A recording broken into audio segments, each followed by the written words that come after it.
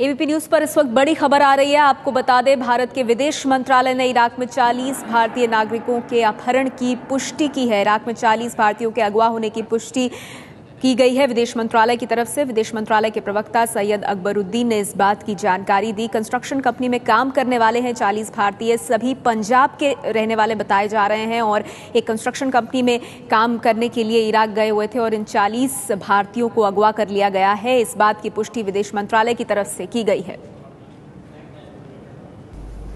The 40 workers who were working in Mosul were working with a company called Tariq Noor Al Huda Construction Company. Our understanding is, based on information that we have gleaned from a variety of sources, including the International Red Crescent, that these 40 Indian workers, I can confirm to you now, have been kidnapped. These are difficult situations. We are working with the company.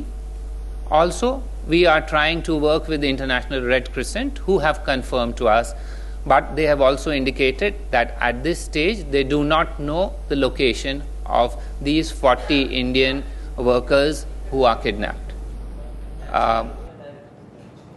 आप सुन रहे थे विदेश मंत्रालय के प्रवक्ता सैयद अकबरुद्दीन को, जिन्होंने पुष्टि की है कि इराक में 40 भारतीय अगवा हो गए हैं। हालांकि अगवा करके कहां रखा गया है इस बात की जानकारी नहीं है। 100 भारतीय नागरिकों के फंसे होने की बात कही जा रही है। इराक में कंस्ट्रक्शन कंपनी में काम करने वाले हैं ये 40 भारतीय नागरिक, बताया जा रहा है सभी पंजाब से वहां इराक गए थे और इराक में जिस तरह के हालात बने हुए हैं, जिस तरह से विद्रोहियों ने इराक के अलग अलग शहरों पर कब्जा कर लिया है, उसी संदर्भ में अब 40 भारतीयों के अगवा होने की पुष्टि खुद विदेश मंत्रालय की तरफ से की गई है। साथ ही विदेश मंत्रालय की तरफ से यह भी भरोसा दिलाया जा रहा है कि जो भी जानकारी इन 40 अगवा भारतीयों के बारे में मिलेगी वो दी जाएगी देश को। आपको बता दें, 40 भारतीय नागरिक कंस्ट्रक्शन कंपनी में काम करने वाले हैं ये लोग और इनको अगवा कर लिया गया है।